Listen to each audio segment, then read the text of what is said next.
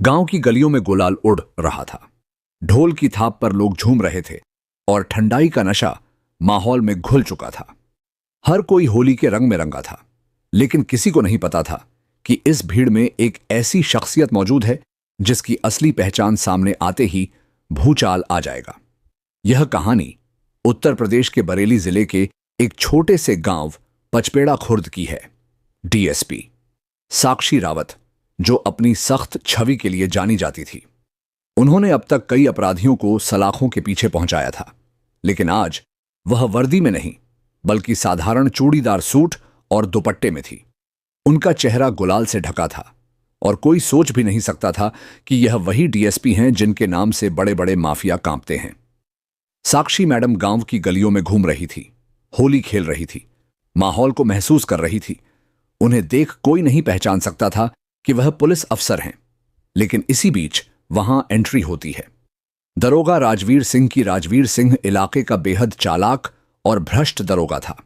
उसके बारे में कई शिकायतें थीं, घूसखोरी, गलत कामों में लिप्त रहना और औरतों से बदसलूकी करना। लेकिन उसकी पकड़ इतनी मजबूत थी कि कोई उस पर हाथ नहीं डाल सकता था। होली के नशे में धुत दरोगा जब वहां पहुंचा तो उसकी नजर एक लड़की पर पड़ी जो बाकी महिलाओं के साथ रंग खेल रही थी। उसके बाल खुले थे, चेहरा गुलाल से ढका था, लेकिन उसकी चाल ढाल से वह बाकी गांव की औरतों से अलग लग रही थी। राजवीर उसकी ओर बढ़ा। पहले उसने हल्के अंदाज में रंग लगाने की कोशिश की, फिर हाथ पकड़कर खींचते हुए धीमे से फुसफुस या कहीं बाहर से आ, चाहो तो तुम्हारे लिए सब कुछ आसान कर सकता हूं, एक बार मौका दो, राजा साहब तुम्हें खोने नहीं देंगे। साक्षी के कानों में यह शब्द पड़े और उनके अंदर गुस्से की लहर दौड़ गई, लेकिन वह चुप रही। वह देखना चाहती थी कि यह आदमी कितनी हद तक जा सकता है। दरोगा राजवीर सिंह के चेहरे पर एक अजीब सा आत्मविश्वास था। वह जानता था कि गांव की लड़कियां अक्सर उसकी बातों में आ जाती हैं, कभी डर कर, कभी लालच में। उसने साक्षी का हाथ पकड़ा और धीरे से कहा, होली है मैडम जी, ऐसे ना नखरे करो, राजा साहब का दिल आ गया है, तुम पर एक बार हां कर दो, फिर देखो मजा। साक्षी की आंखों में गुस्से की लपटें जल उठीं, लेकिन चेहरे पर कोई भाव नहीं आया।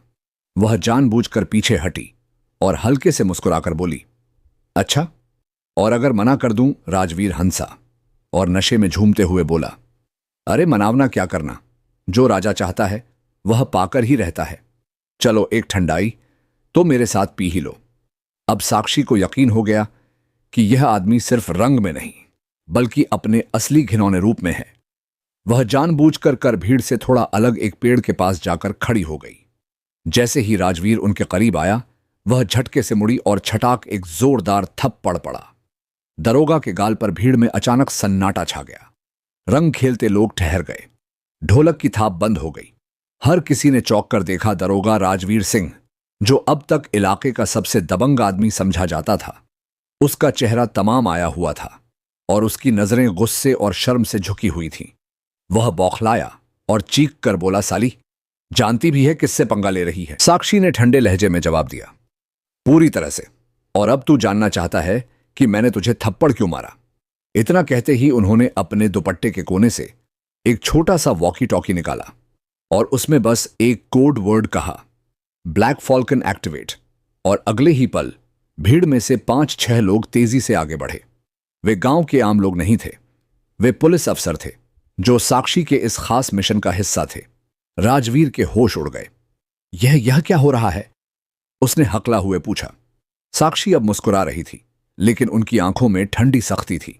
दरोगा जी, खेल खत्म। तुमने सोचा तुम गांव की लड़कियों को ऐसे ही दबाते रहोगे, अपनी पावर का गलत इस्तेमाल करते रहोगे? आज तुम्हारा असली रंग सबके सामने आएगा।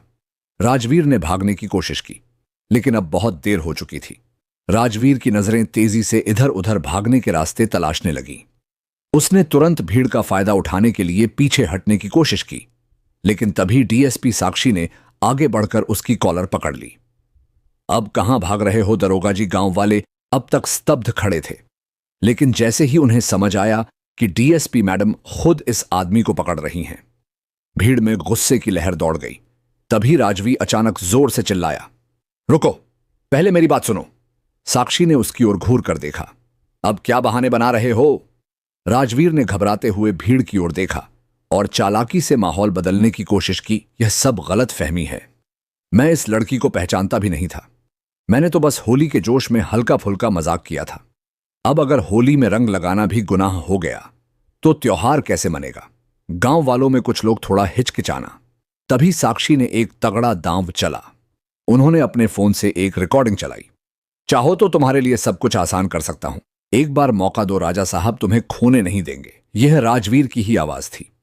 गांव में मौजूद हर आदमी और औरत ने साफ साफ सुना कि कैसे दरोगा लड़कियों को अपनी पावर और लालच से फंसाने की कोशिश करता था। भीड़ में एक बूढ़ी औरत खड़ी थी जो अब तक चुप थी। उसने गहरी सांस ली और धीरे से कहा, मैंने पहले भी सुना था कि यह दरोगा गांव की लड़कियों पर बुरी नजर रखता है, लेकिन किसी के पास सबूत नहीं था। तभी एक युवा लड़की भीड़ से निकली और कांपती आवाज में बोली, मैडम, इसने मुझसे भी कई बार बदतमीजी करने की कोशिश की थी, लेकिन मैं डर गई थी, कुछ कह नहीं पाई। अब हालात बदल चुके थे। जहां पहले राजवीर खुद को बचाने की कोशिश कर रहा था, अब गांव वाले ही उसके खिलाफ खड़े हो गए थे। तभी साक्षी ने आदेश दिया, गिरफ्तार कर लो इसे। गांव वालों के गुस्से के बीच जैसे ही पुलिस राजवीर को गिरफ्तार करने आगे बढ़ी, उसने अचानक एक पिस्टल निकाल ली। कोई भी आगे बढ़ा तो गोली मार दूंगा, उसने चिल्लाकर कहा। गांव में अफरा तफरी मच गई। साक्षी मैडम बिल्कुल शांत रही, लेकिन उनकी आंखें राजवीर की हर हरकत पर थीं। तभी ब्लैक फॉल्कन टीम का एक अफसर पीछे से दबे पांव और झटके से राजवीर की कलाई पर लात मार दी। पिस्टल छिटक कर दूर जा गिरी और अगले ही पल 4 अफसरों ने राजवीर को जमीन पर गिराकर हथकड़ी पहना दी। गांव वालों ने तालियां बजाई और साक्षी ने मुस्कुराकर कहा, होली सिर्फ रंगों का त्योहार है, गुनाहों का नहीं। अब असली न्याय होगा। अब सवाल यह था कि क्या राजवीर अकेला था या उसके पीछे कोई बड़ा खेल चल रहा था। राजवीर को गिरफ्तार कर लिया गया, लेकिन जब पुलिस ने उसकी तलाशी ली तो उसके मोबाइल में चौंकाने वाले सबूत मिले। गांव की कई लड़कियों के छिपे हुए वीडियो, अधिकारियों को दिए गए घूस के रिकॉर्ड और कुछ बड़े नेताओं के साथ उसकी बातचीत के सबूत मौजूद थे। साक्षी समझ गई, यह सिर्फ एक छेड़छाड़ का मामला नहीं, बल्कि बड़े रैकेट का हिस्सा है। अब असली खेल शुरू होगा, उन्होंने कहा, और तुरंत स्पेशल टीम को बुलाया।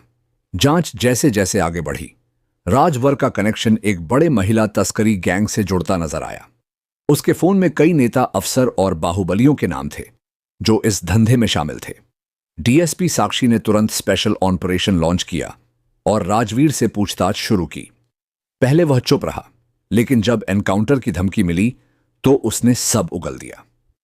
मैडम, मैं सिर्फ एक मोहरा हूं, असली खेल तो ऊपर बैठे लोग खेल रहे हैं। राजवीर के कबूलनामे के बाद डीएसपी साक्षी ने गुप्त ऑपरेशन शुरू किया। मोबाइल रिकॉर्ड के जरिए पता चला कि इस तस्करी गैंग का सरगना एक रसूखदार नेता था जिसे सब विक्रम चौहान के नाम से जानते थे। साक्षी ने प्लान बनाया। होली मिलन समारोह में विक्रम चौहान खुद आने वाला था। मौका परफेक्ट था। जैसे ही विक्रम स्टेज पर पहुंचा, साक्षी की टीम ने चारों तरफ से उसे घेर लिया, लेकिन तभी गोलियों की आवाज गूंज उठी। लियों की बौछार के बीच विक्रम चौहान अपने गुर्गों के साथ भागने लगा। डीएसपी साक्षी रावत ने तुरंत जवाबी कार्रवाई की। ब्लैक फॉल्कन टीम ने विक्रम के आदमियों को धड़ाधड़ गिराना शुरू किया, लेकिन विक्रम भी चालाक था। पीछे के रास्ते से फरार होने की कोशिश करने लगा। साक्षी ने उसका पीछा किया, लेकिन तभी एक गाड़ी तेजी से आई और विक्रम को लेकर भाग गई।